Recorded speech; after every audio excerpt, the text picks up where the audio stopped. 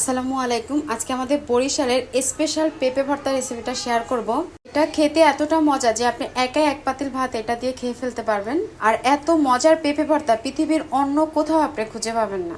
তো এর জন্য অবশ্যই কিন্তু বাসায় একবার হলো ট্রাই করবেন। তো নিয়ে নিচ্ছি আমি একটা পেঁপে, মিডিয়াম সাইজের পেঁপেটা খোসাটা ছাড়িয়ে তারপর ভালো করে ধুয়ে নিয়েছি। এখন কড়ার ভিতরে দিয়ে দিচ্ছি আর পর্যাপ্ত পরিমাণে পানি দিব যাতে পেঁপেটা একদম সিদ্ধ হয়ে যায়। তো এখানে আমি 1 চামচের মতো লবণ দিয়ে দিলাম যাতে একটু তাড়াতাড়ি করে আর কি সেদ্ধটা হয়। যখন পেঁপেটা সেদ্ধ হয়ে যাবে এর ভিতরে যে অল্প একটু দেখতেছেন পানি আছে, পানিটাও আমি পুরাটা আর কি শুকিয়ে ফেলবো।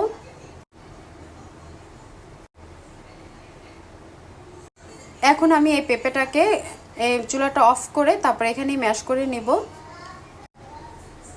আর অবশ্যই কিন্তু আপনার বাসায় একবার হলো এভাবে পেঁপে ভর্তাটা ট্রাই করবেন। সাধারণভাবে যদি পেঁপেটা সিদ্ধ করে তারপরে পেঁয়াজ কাঁচামরিচ দিয়ে ভর্তা করে খাওয়া হয় সেটা কিন্তু অতটা বেশি ভালো লাগে না, মানে একটু পানসে পানসে লাগে। তো এভাবে করলে কিন্তু অসম্ভব রকমের মজা লাগে।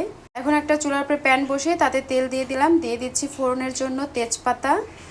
এই তেজপাতাটা দিলে পেঁপের থেকে খুব সুন্দর একটা সুঘ্রাণ আসবে। আর দিয়ে দিচ্ছি আস্ত জিরা 1/2 চামচের মতো হবে, দিয়ে দিচ্ছি গোটা শুকনা মরিচ 3-4টার মতো শুকনা মরিচ দিয়েছি, আর দিয়ে দেবো কালো জিরা 1/2 চামচের মতো কালো জিরা দিয়ে হালকা একটু লো হিটে টেলে নিব। এটা যখন আমার এই মরিচগুলো একদম টালা হয়ে যাবে সে পর্যায়ে প্রথমে দিয়ে দিব রসুন। একটা রসুন কুচিয়ে নিয়েছি, সেই রসুনটা দিয়ে দেবো। রসুনটা হালকা কয়েক সেকেন্ডের জন্য একটু টচ করে নেব। তারপরে দিয়ে দিব লবণ।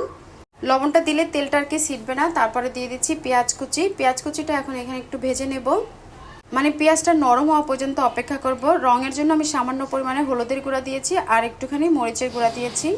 এখন সব কিছু খুব ভালো করে আবার একটু মিক্স করে নেব। আগে থেকে যে পেঁপেটা আমি ম্যাশ করে রেখেছিলাম সেই পেঁপেটা এখন এর ভিতরে দিয়ে দিব। পেঁপেটা দেওয়ার পরে পেঁয়াজ রসুনের সাথে পেঁপেটা খুব ভালো করে মিক্স করে নিতে হবে। আর রেসিপিটি ভালো লাগলে রিকোয়েস্ট থাকলো আমার চ্যানেলটি সাবস্ক্রাইব করার। মানে পেঁপেটা এমনভাবে ভাজতে হবে যাতে করে কোনো রকম পানির ভাব না থাকে। এখন দিয়ে দিচ্ছি কাঁচামরিচ। এই কাঁচামরিচটা যাতে এই পেঁপের গরমে সেদ্ধ হয়ে যায় সে পর্যন্ত কিন্তু আমি এটা নাড়তেই থাকবো, নতুবা কিন্তু কড়াইয়ের তলায় লেগে যাবে। তো এখন দিয়ে দিচ্ছি জিরার গুঁড়া।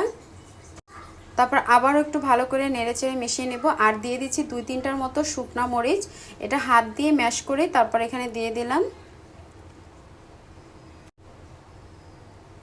আসলে এই পেঁপে ভর্তাটা এতটা মজা, আমাদের বরিশালের মানুষ এটা করে, অন্য এলাকায় হয়তো এরকমভাবে করে না, যেটা আমি আপনাদের সাথে বলে বোঝাতে পারবো না। অবশ্যই আপনারা একবার হলেও ট্রাই করবেন। তা আজ এ পর্যন্তই। আল্লাহ হাফেজ।